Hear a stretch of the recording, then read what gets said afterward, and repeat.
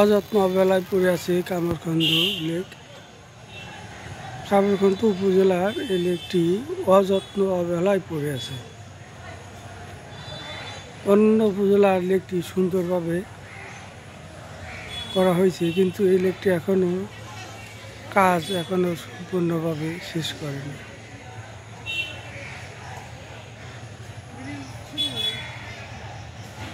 কামরখন্দ press কলেজের অবস্থা খুবই করুণীয়।